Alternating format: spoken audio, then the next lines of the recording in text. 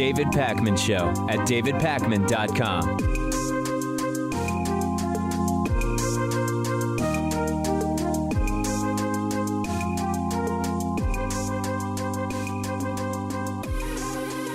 So I told you earlier this week that there is a tape, a Trump-Cohen tape, recorded by his former personal attorney, Michael Cohen, who's become a pretty significant character in this entire Trump-Russia investigation at this point. CNN obtained the tape, and we're going to listen to a little bit of it. And what they're going to be talking about, if you have not been following the context, and I don't blame you, and in fact, I envy you if that's the situation that you're in. This is a conversation between Trump and Michael Cohen related to Playboy model Karen McDougal, with whom Trump had an affair, allegedly. At the end, you're going to hear Trump talking about paying cash, and you're going to hear Michael Cohen say, no, no, no. Two important things I want to mention about this, which have been mentioned elsewhere, but not so much recently. Number one, the cash issue before we play the tape. Rudy Giuliani has been claiming, or had been claiming for the last few days, when there was a transcript of the tape, but not the tape itself, that referencing cash for the payment had been attributed in the transcript to Donald Trump, when in reality it was Michael Cohen who brought up the issue of paying cash. You will listen to the tape and you will see that it's actually very, very clearly Donald Trump who mentions cash, and then it's Cohen who says, no, no, no. That's number one. There's also another part of the tape, which I don't even know if we're going to play. This may be before we actually jump into it, where Donald Trump references Pam, and that increasingly is being considered to maybe be a reference to Pam Bondi, the beleaguered Florida Attorney General with whom Trump has had sketchy dealings, including a very interestingly timed campaign donation, which coincided, of course, just mere coincidence, with the dropping of Florida's interest in investigating Trump University. So that was at the beginning of the tape. Let's now get into the tape, sort of in the heat of it, where Donald Trump and his then personal attorney, Michael Cohen, are talking about how to handle this Karen McDougal story about her affair with Donald Trump. So we got served from the New York Times. I told you this regarding to unseal the divorce papers with Ivana. We're fighting it. Kasowitz is going to... should never be able to get that done. Never. Kasowitz doesn't think they'll ever be able. They don't have a... Give me a Coke, please. They don't have a legitimate purpose. And you have a woman that doesn't want to unseal. Correct. So you've been handling it. Yes, and it's all... That's been going on for a while. For about 2-3 weeks now. All you have to do is delay it for... Even after that, it's not going to ever be opened. There's no purpose for it. Told you about Charleston. I need to open up a company for the transfer of all of that info regarding our friend David, so that I'm going to do that right away. I've actually come up and I've spoken to Alan Weisselberg about how to set the whole thing up with So what are we going to pay? Funding. Yes, and it's all the stuff. All the stuff, because you never know where that company, you never know where he's going to be. Gets hit by it. Correct. So I'm all over that. And I spoke to Alan about it when it comes time for the financing, which will be... Listen, what financing? We'll have to pay you. So I'll pay the cash. No. I got... No. Hey, no, how are you? So there is zero question whatsoever that it's Donald Trump who says, what financing? We're going to pay cash. And Michael Cohen says, no. So this is all water under the bridge for Trumpists. They are already convinced that there's nothing here. They are saying that the tape is too muddled to really understand anything. Obviously, we had no problem whatsoever understanding this tape. There are a few things here, okay? Trump's new lawyer, Rudy Giuliani, is saying that the content of this tape simply doesn't matter because they never ended up making the payment. This is evidence that a payment was discussed, not evidence that a payment was made. The biggest thing, I guess, I don't know what else, the biggest element of this that to me is the most notable is that yet again, Trump is caught lying. And this is someone, Karen McDougal, about whom rumors of affair were dismissed by Trump as totally fake news. Obviously, the affair happened. Obviously, Trump lies about everything. His pretending to barely even know who Karen McDougal was, clearly bogus, given that he was having a conversation with Michael Cohen about it, where he didn't seem to need to be clued into any of the details. He seemed to know them. And if you're waiting around for Trumpists to care about the lies, that ship has sailed, okay? That's not going to happen. Trump claimed to know nothing about it, denied the affair entirely, and now he's on tape talking about paying her cash. Criminality here.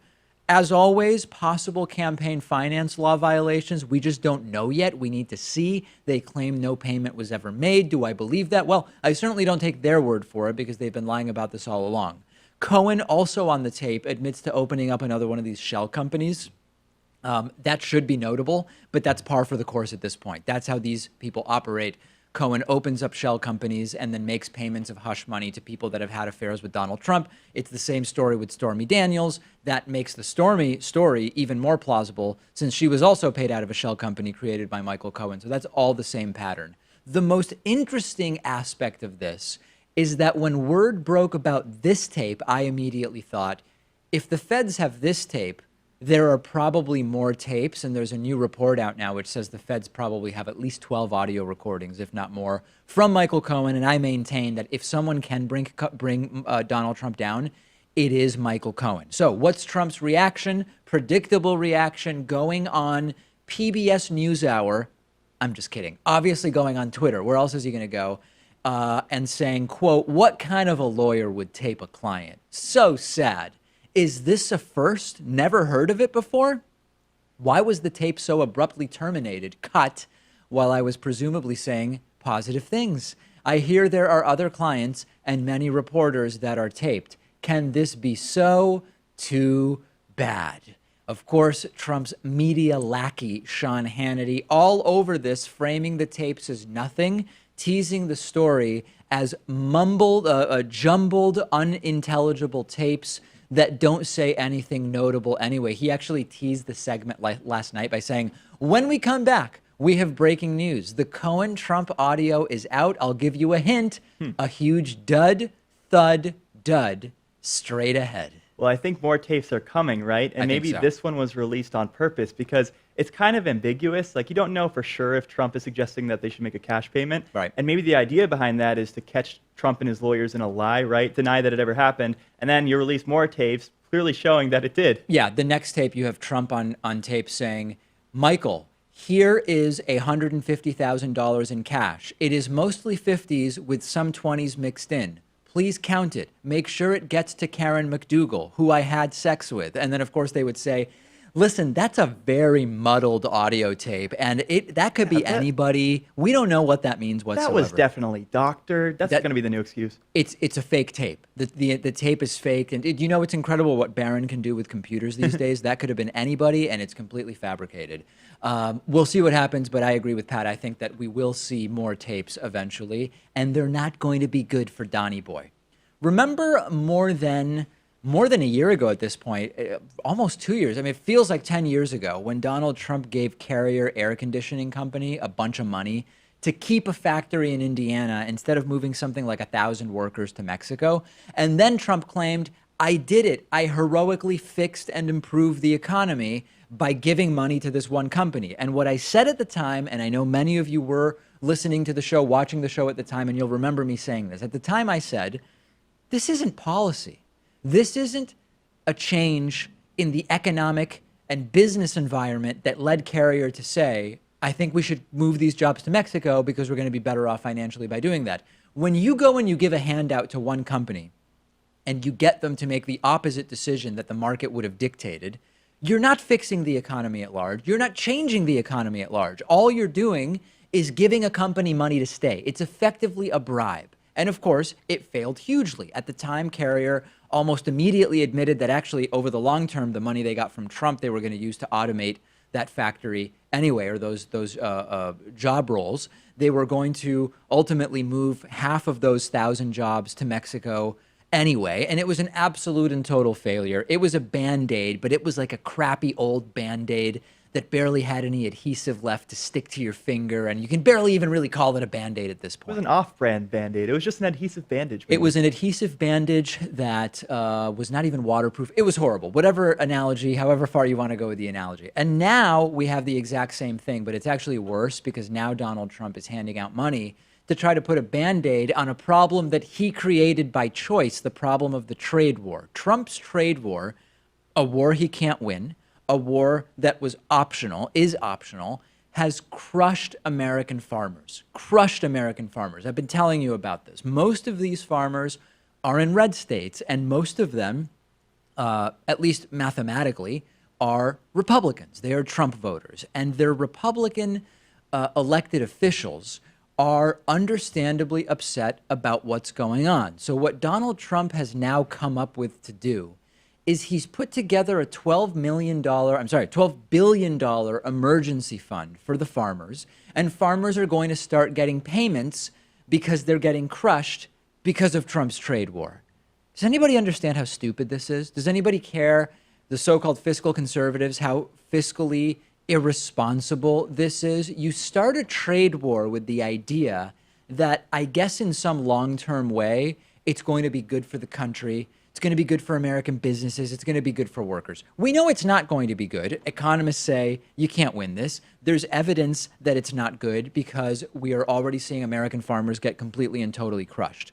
So instead of looking at undoing the bad economic policy in the first place, Trump makes the decision to compound the economic disaster by spending $12 billion of your money on aid to farmers, which will, of course, much like giving money to Carrier air conditioner, it's not going to fix the problems that the trade war is creating in the first place. It's you start with bad policy, and then you put bad policy on top of that. What would help farmers is fix the tariffs so that they can get more access to foreign markets instead of just giving them cash. And where are the fiscal conservatives? Remember that when President Obama bailed out the auto industry, it was a loan that was going to be repaid to taxpayers with interest. And at least the portions that were loaned out under Obama, because remember, some of it came back from the Bush administration, the portions loaned out under Obama have been paid back, and Republicans still went nuts, saying you can't choose winners and losers.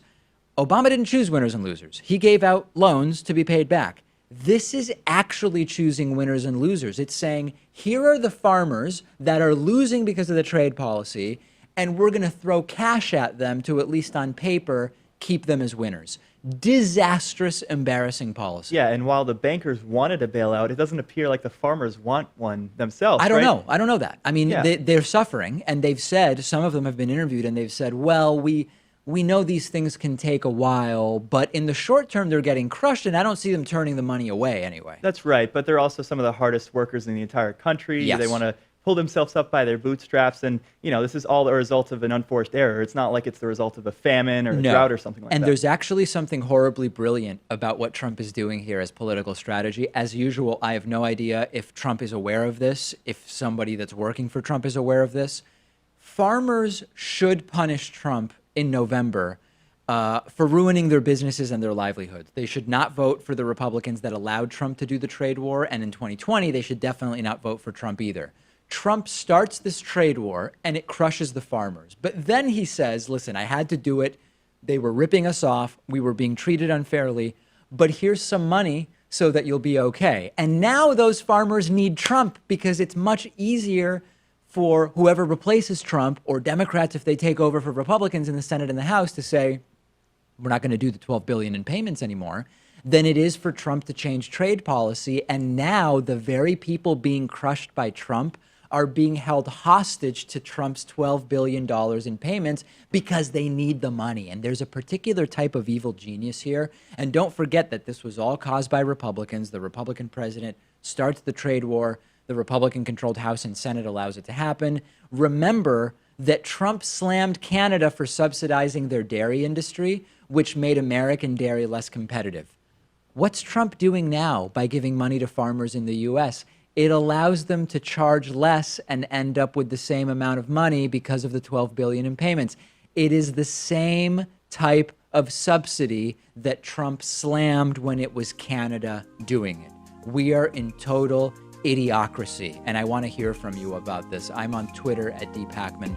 The show is on Twitter at David Pakman Show, and boy, do we have a good one for you today. The David Pakman Show at davidpakman.com.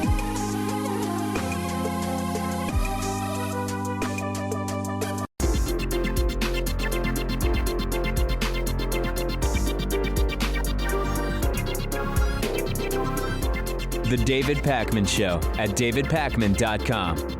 Okay, let's say major thank you to two great people. I want to say thanks to Silver Corbin, who is today's new David Pakman Show member of the day. Also, Jeffrey Husbeck, who's been with us since 2012, almost 6 years of membership for Jeffrey, and not quite 6 years for Silver, but well on their way, both to total and complete deification by the David Pakman Show. Join them at www.joinpakman.com or make a pledge of as little as $1 a month at patreon.com/David Pakman Show. All right, the much awaited, much anticipated, very exciting moment of the week for many people, and also something that some people can't stand. It's time for Hatriot Mail. We're so alt-right, it's wrong. Hatriot Mail. Written by patriots who hate David Pakman. Because America. And because freedom. All right, it's been a little while since we had a straight-up anti-feminist, sort of men's rights activist-esque Hatriot Mail. And that's exactly what we've got this week. Let's take a listen to it together and see if we can make heads or tails out of it. Yeah, Pakman, your misandrist feminist agenda is showing. You can't seem to accept there are differences between men and women. This f***ing Me Too anti-male agenda has hijacked the liberal wing and it's sickening. So basically, get over it, you ball-ass wonder. David Pakman is a paid actor for the New World Order agenda. He's been exposed. David Pakman hates America. Confirmed. So anytime you hear my name in reverb like that, for people who aren't reading the transcript, that's when my name is in triple parentheses, which is the calling card of the anti-Semitic white nationalist types. That's how they identify Jewish individuals on the internet, by putting triple parentheses. And the way we're interpreting that for Hatriot Mail purposes is with a sort of extraordinary reverb thing. Yeah, this is, I mean, listen, number one, the idea that the David Pakman Show is known for a feminist agenda. This is sort of like with the Islam thing, where we simultaneously take heat because I'm too tough on Islam and also an apologist for Islamic terror. And the truth is that I just call it like I see it, and sometimes I have one view on a particular situation and sometimes another. It's the same thing with the feminist stuff, right? Like, we did a piece, long-form piece, about the gender pay gap, and I pointed out that a gender pay gap exists. The 77 cents on the dollar is just flat out wrong. It appears to be more like 91 or so cents on the dollar. And some element of that 9-cent difference certainly would be due to discrimination against women. Some part of that 9-cent difference. The people who believe there's no pay gap whatsoever said I'm a, feminist soy boy, whatever, and I've been totally subjugated by the feminist agenda. And then some of the people on the feminist side said, David, how dare you question that it's 77 cents on the dollar? You're both wrong. It's just there is a pay gap. Some part of it is due to discrimination against women, and it's about 91 cents on the dollar. I would think that long form piece would just please everyone, right? Because no, there's no such it's kind of thing. like both sides win. We meet in the middle, we got to the bottom of it, and the truth wins out. Rarely in politics is the truth actually just in the middle of the two extremes. Right. In this case, the idea that there's no pay gap whatsoever and that it's 77 cents on the dollar, it happened to be roughly in the middle, and everybody was still furious. Anyway, this is not a misandrist or misandrist show. Period. And if that's how you see it, is because that's what you want to see. Make 22 Hatriots cry by using the coupon code Hatriot40 when you sign up for membership at www.joinpakman.com. Coupon code Hatriot40 gets you a 40% discount, and it gets 22 Hatriots to shed a tear. And it's a big FU to the Hatriots. Does that number grow every week? I think I've been noticing that. It goes up by one or two every single week.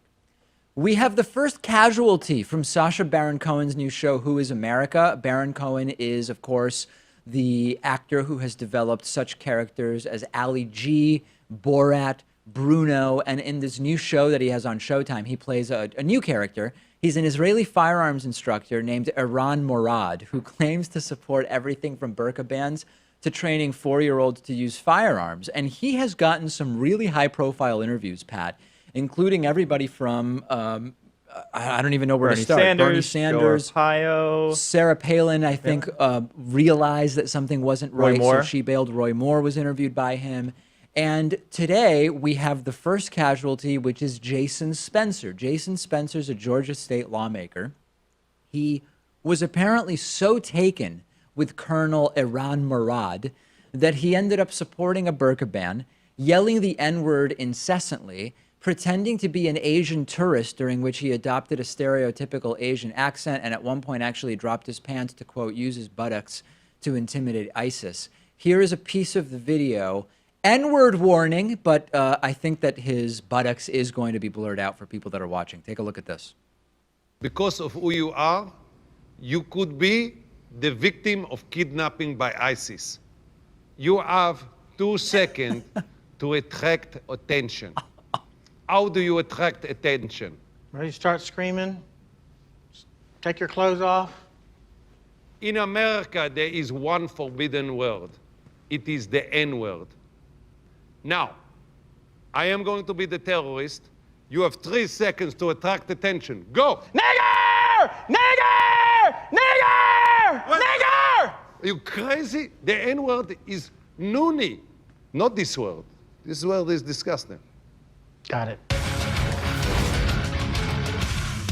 ISIS are scared of being seen as homo. You know what it means, homo? Yeah.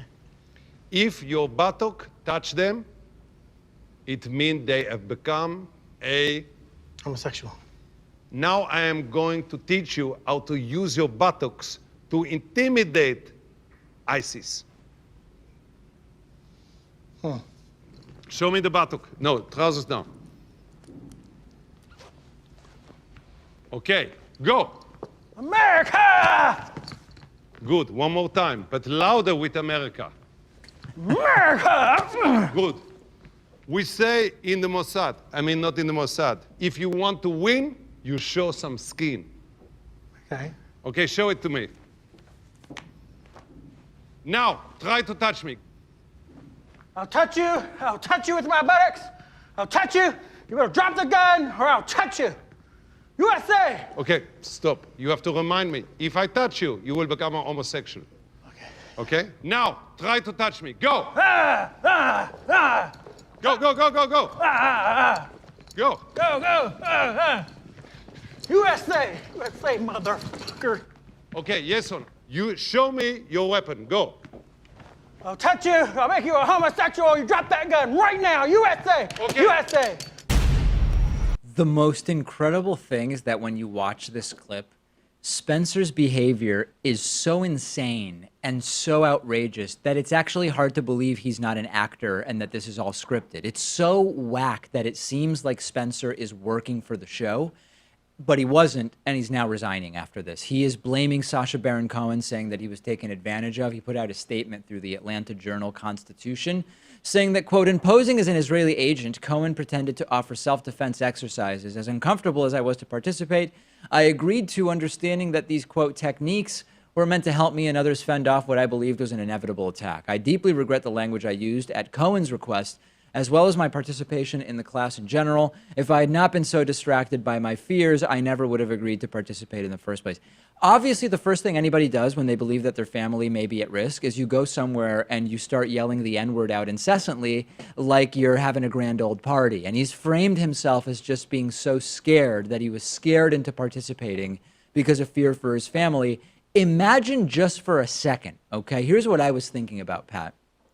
If you can get Jason Spencer to say on camera the N-word like it's a party and fake an Asian accent, what is he willing to do behind the scenes? And what could a lobbyist get him to do by offering him some money? Yeah, I mean, he was totally exposed here, right? I think he does genuinely believe these things deep down and would say these things in private. I agree. Normally, you wouldn't do that on camera, but he was duped here, and I think that's the genius of Sacha Baron-Cohen. We are better off that Jason Spencer is resigning. Now, a lot of people do have a problem with what Sacha Baron-Cohen is doing. They're saying you are misrepresenting the person that you are, and thus the entire thing is sort of dishonest at its base.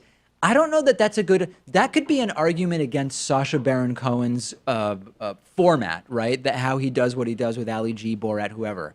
But that's not a defense of Jason Spencer, because I don't care what costume Sacha Baron-Cohen puts on. I'm not going to start yelling the N-word out incessantly, right? It's just not going to happen. I don't care what costume or who he claims to be. Yeah, I mean, your true colors are revealed here, and some people are failing the test, others are passing the test. That's Like Bernie correct. Sanders, for example, he wasn't fooled by it. He could kind of pick up on the fact that Sacha was playing a character. And even Sarah Palin. I mean, she as we're told, Sarah Palin identified that the person claiming to be a so-called veteran of the service was actually Sacha Baron-Cohen and was not a former service member, and walked out of the interview. Not everybody is falling for this stuff, and we are all better off with Jason Spencer resigning. I think that there is no question about that. If you disagree that Spencer should have to resign as a result of this, please let me know, and you can discuss it on the David Pakman Show subreddit at davidpakman.com/REDDIT.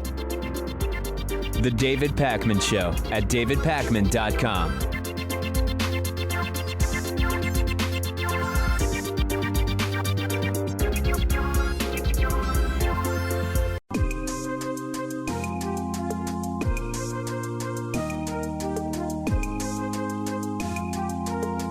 Welcome back to the David Pakman Show.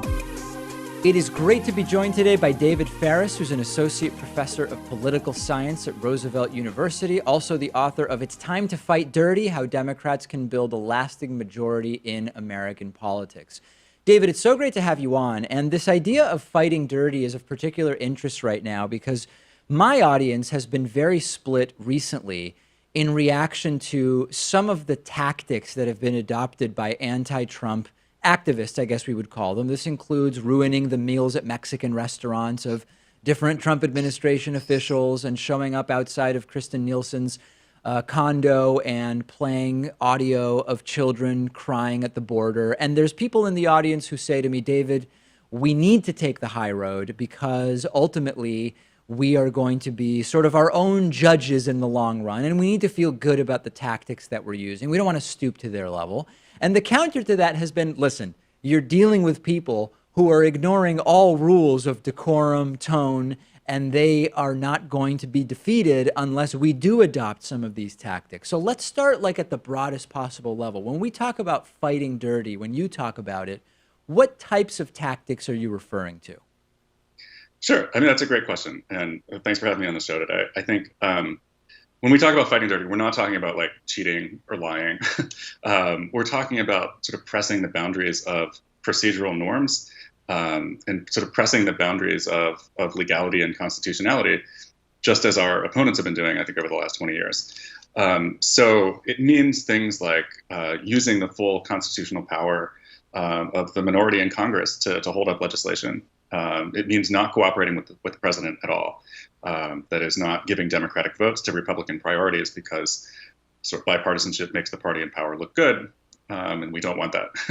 So I think that in terms of this whole debate about civility and whether it's okay to confront people in restaurants, I would tend more towards the confrontational side of that debate. I think, the best way to enjoy a peaceful meal in D.C. is to not put children in cages. So I think that our activists are well within their rights to do things that are very confrontational. I mean, I think at the same time, you don't want to do things that are deeply alienating to people whose votes you need.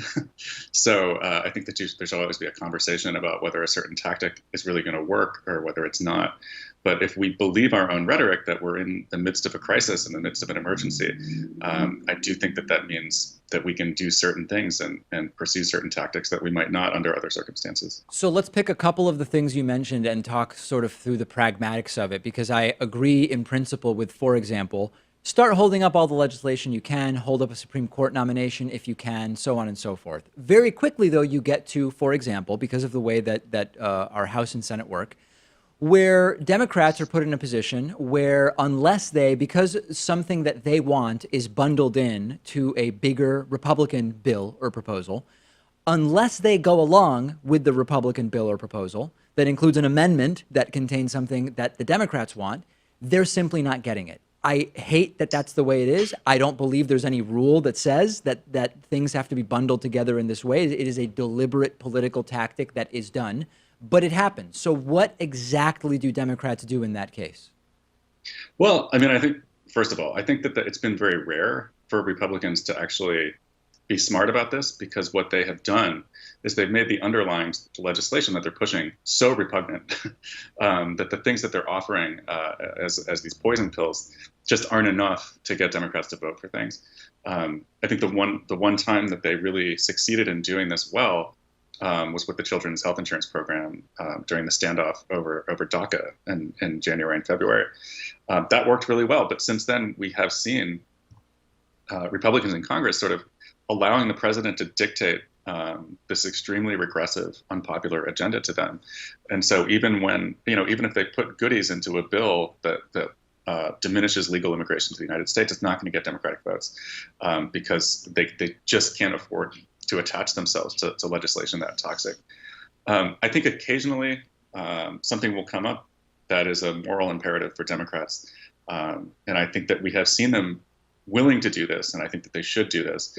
And I'm thinking of something like funding the wall, this mythical wall, in exchange for the Dreamers. That's a compromise Democrats offered Republicans, and Republicans rejected it. So I think I'm only willing to compromise when I think there's something really morally imperative at stake. And that could be the Dreamers, that could be something about family separations, that could be something about the ACA. For 99% of everything else that's going to come before Congress, I'm in favor of obstruction. I have made it pretty clear that I'm to the left of the Democratic Party, and I think that the Democratic Party is by and large to the right of the American people in general. But that being said, it is sort of the de facto path for progressivism right now because of the sort of structural impediments that exist to real third-party success. And that's not really what we're going to talk about today, but it sort of sets up my question to you, which is part of the problem that Democrats just aren't to the left enough on a lot of issues, such that the daylight between the Democrats and the Republicans isn't big enough to really take advantage from an activism point of view on so many of the structural issues, campaign finance, and many others that we could talk about. And I'm not someone, to be clear, David, that says there's no difference between Democrats and Republicans. I think the differences are significant and they are numerous. But on some structural issues, there isn't that much difference. And I wonder if that holds back the ability to sort of do the type of activism that you suggest. Sure. I think that this is changing a lot. I think it's changed a lot over the last 2 years. I still see sort of pieces of that older Democratic Party that was not as distinguishable from Republicans as we might like. And I'm thinking about something like when 17 Democratic senators voted to roll back the Dodd-Frank bill earlier this year. That was a sort of a depressing reprise of the kind of Democratic politics that I think many of us have become frustrated with over the years. In terms of some other issues, though, I do think that there's more difference between Democrats than there was 10 years ago. I mean, if you think back to 2007, in the fight over immigration reform, there were still Democrats in the party who voted against comprehensive immigration reform. We have some problems with that legislation anyway. But the point is that 10 years ago, there were a significant number of Democrats in Congress who were unwilling to sign on to a path to citizenship for undocumented immigrants or help for the Dreamers. So I think that's really changed over the last 10 years. To the point where I think support for the Dreamers is like a litmus test for being in the Democratic Party, in the same way that I think support for some form of Medicare for all or single-payer health insurance has become the default sort of center of gravity in the party. And that's really, really different than it was 10 years ago. I think that there are still some issues where there's a lot of work to be done. And I think that is in the party's relationship to big business, to corporations, to drug companies. That's something that's going to take a little bit longer to shake out. But I do think I'm heartened that because I think the energy is on the side of these progressive activists who are doing the really hard work of running for elections, of holding people accountable. And I think in the long run, they may not win every primary, but I do think that side of the party is winning a lot of policy fights that it was losing 10 or 20 years ago.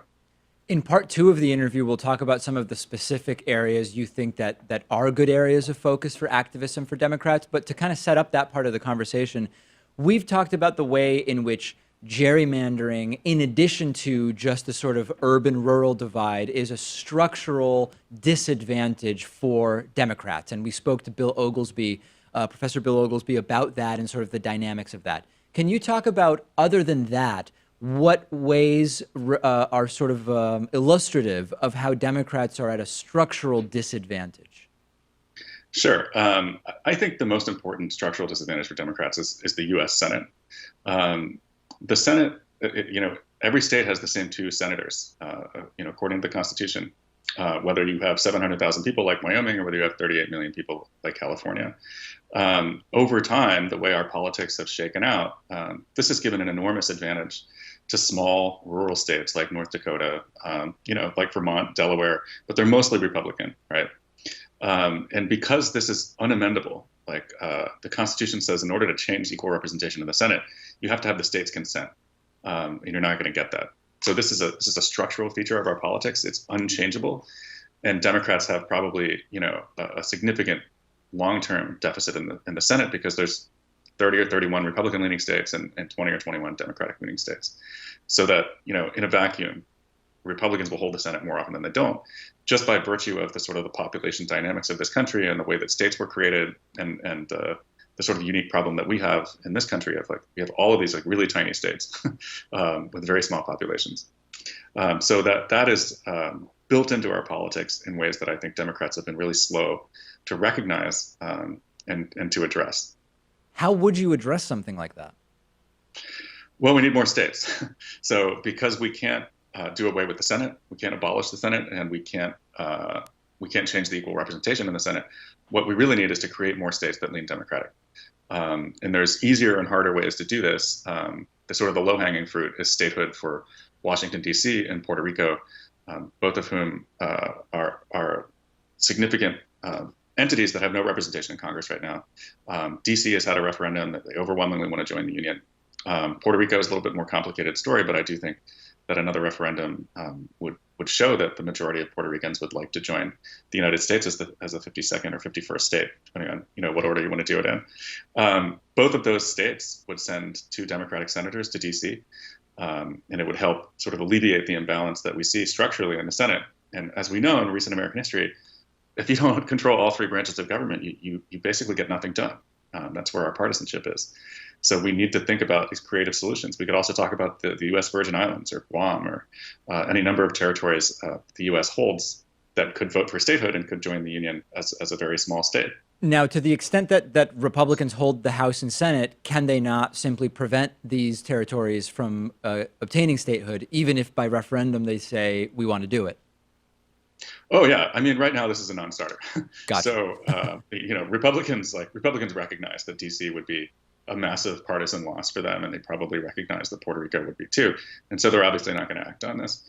I think that so part of the idea here is that there's sort of an elaborate fantasy where Democrats take power over the next 2 cycles, and we wake up in January 2021 in charge of the entire federal government. And the question is what do we do with it? Because we need to address these structural barriers to progressive power, just as importantly as we focus on policy differences or Medicare for all these things. Those are important. The policy fights are important, and the policies are important. But it's also important if we're going to win in 2022 or 2024 to take down some of these structural barriers, and we have to do so creatively, within the constitutional framework. And there's nothing stopping us from adding states. In part 2 of the interview, we're actually going to talk about some of the other ideas that you have along those lines. We have been speaking with David Faris, who's an associate professor of political science at Roosevelt University. The book is called It's Time to Fight Dirty: How Democrats Can Build a Lasting Majority in American Politics. And we'll pick up the conversation right there on tomorrow's program. The David Pakman Show at davidpakman.com.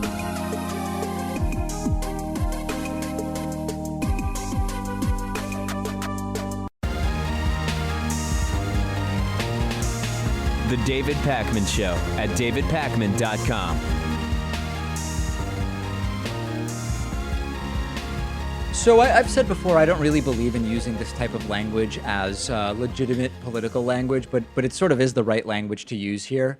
Trump's been totally cucked by Vladimir Putin. And I know that Pat gets very, very upset when I use that kind of language, and he pulls me aside after the show, and we often have to have a conversation that embarrasses Max because of how crazy it gets. But he's been totally cucked by Putin, who has rejected Trump's invitation to the White House and to Washington, D.C. One of the things that came out of the Helsinki summit, other than the sort of undeniable, obvious confirmation that Trump is a total captive of Vladimir Putin's, is that Trump wants Putin at the White House. They were calling it a sort of second summit, but this time not on neutral ground like Helsinki, but rather on Freudian slip, on Trump's turf, Washington, D.C. in the United States. And it wasn't really clear whether this was a good idea or a bad idea until yesterday when Russia announced that they're going to reject the invitation. They're rejecting Trump's offer for a summit, and it is making Trump once again look like the humiliated fool that he is, getting played by world leaders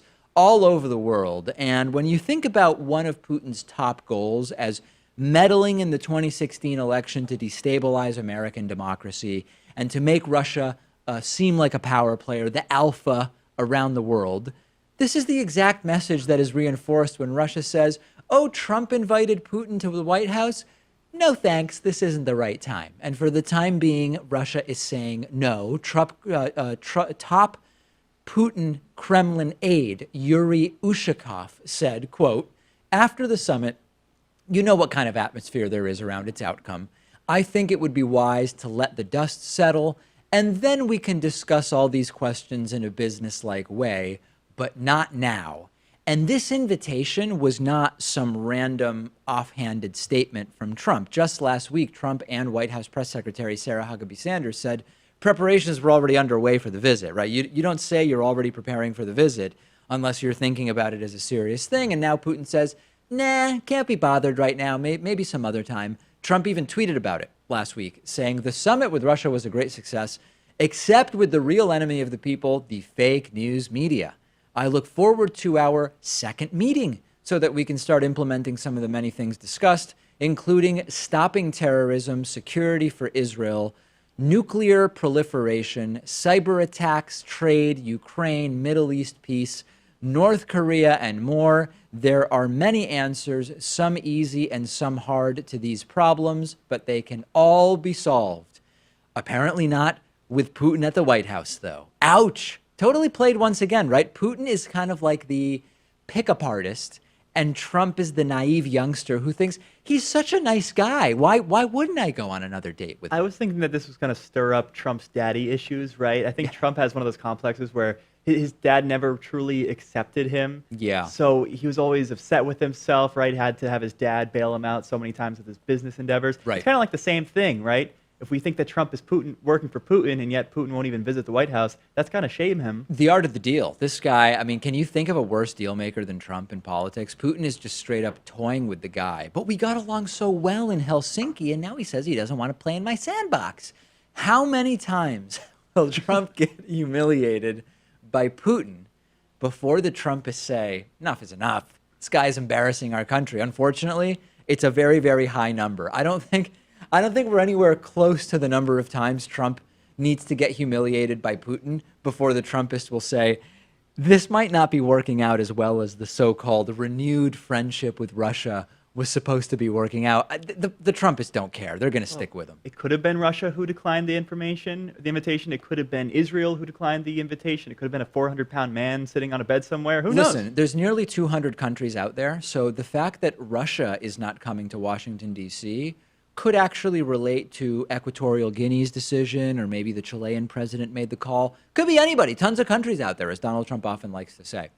I have been telling you about the Orwellian newspeak that has been scaling up from Trump and the administration lately. They're making claims that aren't just inaccurate, but they're the exact opposite of reality in many cases. And I've said it before, and I'll say it again. This is a strategy, and this is a strategy to make people question whether they can believe anything that they hear at all. And we've talked about the dynamics of how that works before.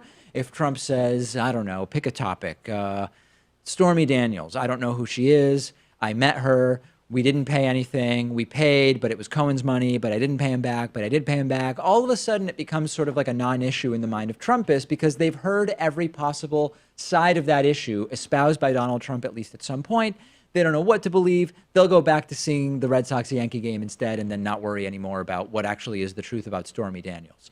Trump is now using this strategy on Trump-Russia. He is now claiming that he's worried that Russia will meddle in the 2018 midterms to help Democrats. This is straight up concern trolling. Check out Trump's tweet from yesterday where he said, quote, "I'm very concerned that Russia will be fighting very hard to have an impact on the upcoming election." Yeah, okay, well, that part's true. And he goes on to say, "Based on the fact that no president has been tougher on Russia than me, they will be pushing very hard for the Democrats.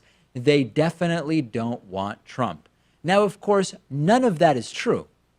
There's no evidence that Russia is trying to help Democrats. Trump certainly hasn't been the toughest president on Russia. And all the evidence is that Russia does want Trump. Now, I do want to say, okay, before we get on to like the bulk of the analysis, Russia's goals are broader than Trump per se. So Trump is a means to an end. He makes the U.S. look terrible. He makes Putin look better and stronger in comparison. He destabilizes American democracy and makes people question whether our democratic system is even working. It's possible that Russia would help Democrats. Like if Russia determined that that would be the next thing, like if Russia determined that, okay, we helped Trump win and things are crazy, let's now create even more chaos by helping Democrats achieve a majority in the House, Senate, or both because of how it will further unhinge Trump.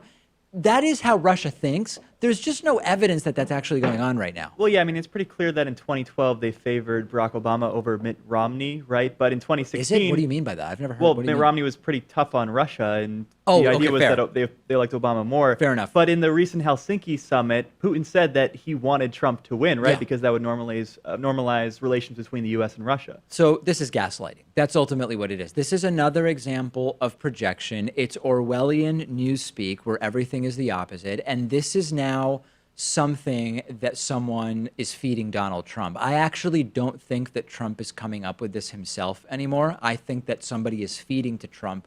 Take the line that Russia wants the Dems to win. And this is also another de facto attack on American intelligence, by the way. Trump's not saying it in his tweet. In Trump's tweet, he just says Russia wants the Dems. But we know that the consensus of the intelligence community is that Russia meddled to help Trump. When Trump says the opposite, when Trump says, I've been super tough on Russia and Russia wants the Dems, that's sort of a de facto way of Trump saying he doesn't believe the intelligence community. And this is monstrous, dangerous gaslighting. And it's only dangerous because people will believe it and will be tricked by it, period. If we had a voting public overall that saw this and said, that's not true. We know what the truth is and this isn't it. It wouldn't be so dangerous, but it's dangerous because there are a lot of people out there who are going to believe this stuff. And if we needed more proof that Trump isn't really worried about Russia hacking the Democrats, hacking to help Democrats rather, it's that he's doing nothing about it, right? Think about this for a second. If you're Trump or if you're a Republican and you want Republicans to win and you think Russia's helping Democrats, you would immediately try to stop Russian meddling. Trump hasn't tried to stop Russian meddling. And in fact, he said just last week how strong and tough Putin was in his denials that meddling even took place. And additionally, Republicans just blocked a bill to extend election security grants. If you run the House and Senate and you think Russia's helping the Democrats, why would you block funding for election security? You would say, hey, we need to stop it because Russia wants the Dems. None of them believe that that's what's going on. Or those additional sanctions overwhelmingly passed by Congress that Trump for the longest time refused to implement. They would say implement them. Too. Implement them. It's not insane to say we can imagine why Russia might want Democrats to win over Republicans. We could imagine that circumstance, but there's no evidence that that's going on.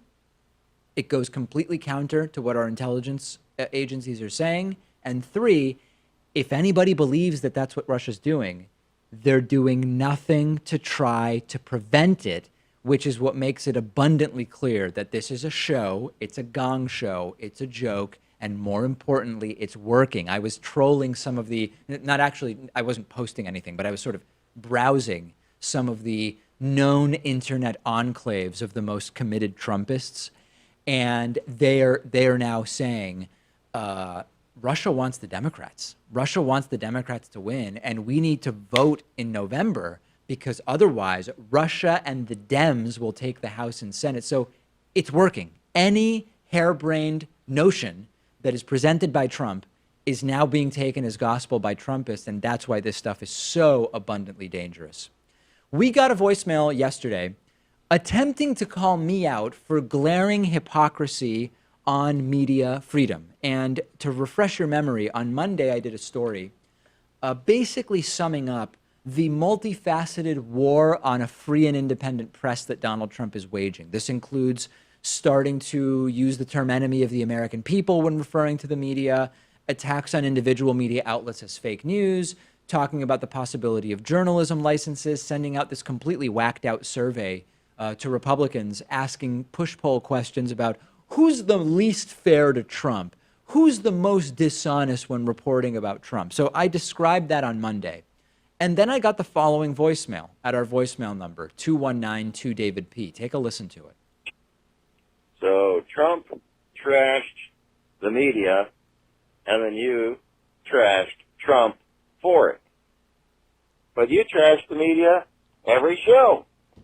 Every show you ask for money because, hey, independent media is so much better than the rigged, paid-for media, right? If we had a media that worked, there wouldn't have been a Vietnam War. There wouldn't have been a war in Iraq and probably a dozen other ones. Yeah, listen. These are two separate things, okay? I'm trying to think about how to even explain this. So one of the things I do on the show is when there are biased media reports or false balance in media or incorrect reporting or whatever, I describe it to you, I analyze it, I give my critique, and I say many times that if you want to increase the diversity of voices in media, it's good to, in addition to paying your cable bill or doing whatever else you do, if you do that, it's good to also support independent shows like the David Pakman Show. That is not me attacking the institution of a free and independent press, right? These are two totally different things. Trump framing media as the enemy of the American people is not the same as me saying, look at the crazy fake debate that they had on Fox News, right? These are two totally different things. And I hope that the reason I'm struggling to explain it is because most of our audience kind of gets that these are two different things, Pat. It's like two unconnected things can be true at the same time. Yes, Who knew? That's right. That's right. It can be daytime and also cold at the same time. It could be day or night. It could be cold or warm. And these things can happen in, I guess, 4 different combinations or whatever the number is. Yeah, listen, there's my critiques of independent media, of individual media outlets, have nothing to do with my defense of media as one of the most treasured and fundamentally important institutions of American democracy, to the extent that it still exists and we want it to exist. We've got a great bonus show for you today. A waiter admits that the racist note he claimed to have received from diners was fake. The waiter made it up. We will talk about that. We will talk about Donald Trump's new effort to revoke security clearances of ex-intelligence officials who have criticized him. There's a nice little idea. And I will issue, Pat, a public defense of public libraries. I believe public libraries are still an important staple of the commons and relevant even in 2018. So that'll be, what's more exciting than me talking about libraries? Come on. Very few things. www.joinpakman.com to get access to the bonus show. You can also access it by becoming a $5 a month or higher member on Patreon at patreon.com/David Pakman Show.